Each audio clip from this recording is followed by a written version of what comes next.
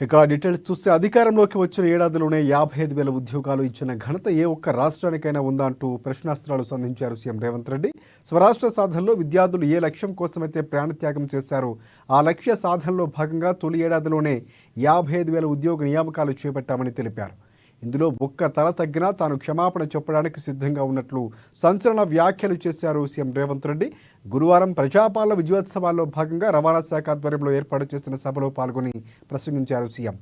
ఇక ప్రజాపాలనకు ఏడాది పూర్తయిన సందర్భంగా రవాణా శాఖ సిబ్బంది సాధించిన విజయాలు గుర్తు చేయాలనే ఈ కార్యక్రమాన్ని ఏర్పాటు చేస్తున్నట్లు తెలిపారు. ఇచ్చిన 6 గ్యారెంటీలు విజయవంతంగా అమలు చేస్తున్నట్లు తెలిపారు. గత 10 ఏళ్ల పాలనలో ఆర్టీసీ కార్మికులు చనిపోయినా ప్రభుత్వం నుంచి పరామర్శించిన దాఖలాలు లేవని అన్నారు.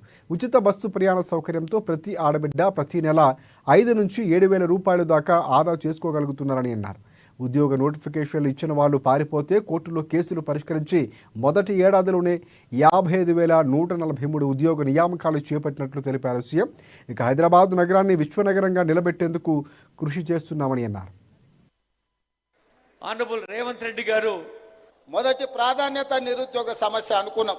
అందుకే మీరు నోటిఫికేషన్లు ఇచ్చి పారిపోతే 10 సంవత్సరాల నియామకాలు చేపట్టకపోతే కోర్టుల్లో మూలుగుతున్న కేసులను అన్నిటిని పరిష్కరించి నిన్నటి గ్రూప్ 4 నియామకాలతోని మొదటి సంవత్సరంలో 55,143 ప్రభుత్వ ఉద్యోగ నియామకాలు చేపట్టి ఇంక్లూడింగ్ మీ డిపార్ట్మెంట్లో కారుణ్య నియామకాలే కాకుండా 113 మంది మీ ట్రాన్స్పోర్ట్లో ఆఫీసర్స్ నియామకంలో 97 మంది నియామక పత్రాలు మీ ట్రాన్స్పోర్ట్ కార్యాలయంకి వచ్చి నేను ఇచ్చిన వాటితో సహా ఈరోజు 55,143 ఉద్యోగాలు ఈరోజు మేము ఇచ్చినాం. ఎల్బీ స్టేడియంలో ఇచ్చినాం, పెద్దపల్లిలో ఇచ్చినాం, ఇక్కడ అంబేద్కర్ సాక్షిగా ఇక్కడ పట్టాలు ఇచ్చినాం. ఇంతమందికి ఉద్యోగాలు ఇచ్చిన రాష్ట్రం ఏదైనా ఉందా అని నేను అడుగుతున్నా. దేశంలో ఉన్న